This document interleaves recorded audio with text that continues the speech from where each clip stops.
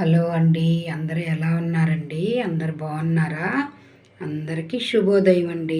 ఈరోజైతే మాఘమాసంలో సోమవారము వసంత పంచమి కూడా మనకు వచ్చిందండి. సరస్వతీదేవికి ఇలాగైతే నేను ఇంటి దగ్గర అయితే పూజ చేసుకున్నానండి.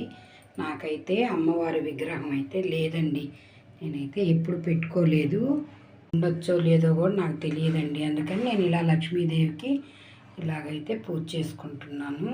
సరస్వతీదేవికి ఇష్టమైన ప్రసాదం కూడా రవ్వ కేసరి.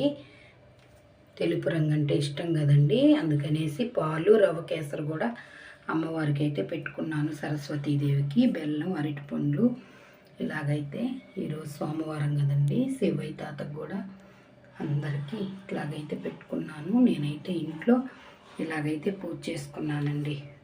సరస్వతీదేవికి ఈరోజు వసంత పంచమి కాబట్టి చాలా ముఖ్యమైన రోజండి. తల్లి చదువుల తల్లి, ఆమె విగ్రహం అయితే నా దగ్గర అయితే లేదండి. నేను ఎప్పుడు ఇంటి దగ్గర అయితే పెట్టుకోలేదు. ఇప్పుడన్నా గుడికి అట్లాగైతే వెళ్ళున్నానండి. ఆమెకి ఇష్టమైన ప్రసాదము అవి అయితే చేసి పెట్టాను. చదువులనిచ్చే తల్లి సరస్వతీదేవి అమ్మవారిని చూడండి. ఇలాగైతే పూజ చేసుకొని చిన్న కృష్ణయ్యని ఇలాగైతే అలంకరించుకున్నానండి. అబ్బాయి బుక్కు కూడా ఇలాగైతే సరస్వతీదేవిని తెలుసుకొని పూజించుకున్నానండి. మా అబ్బాయి అయితే ఇప్పుడు 10th క్లాస్కి అయితే వెళ్ళున్నాడు.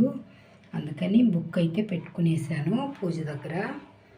ఇలాగైతే పూజించుకున్నానండి ఇంటి దగ్గర అయితే.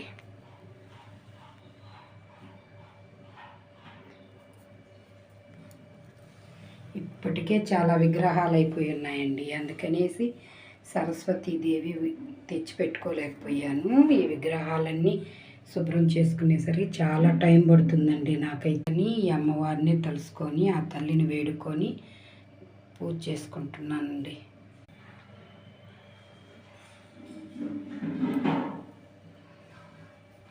మరి నా పూజ అయితే మరి ఇంతేనండి. నేను ఇంటి దగ్గర అయితే ఇలాగైతే పెట్టుకున్నాను. మీరు కూడా పూజ చేసుకున్నారా లేదా కామెంట్ పెట్టండి. నా ఛానల్ని కూడా మీరు సబ్స్క్రైబ్ చేసుకోండి, ఒక లైక్ కూడా ఇవ్వండి ఫ్రెండ్స్.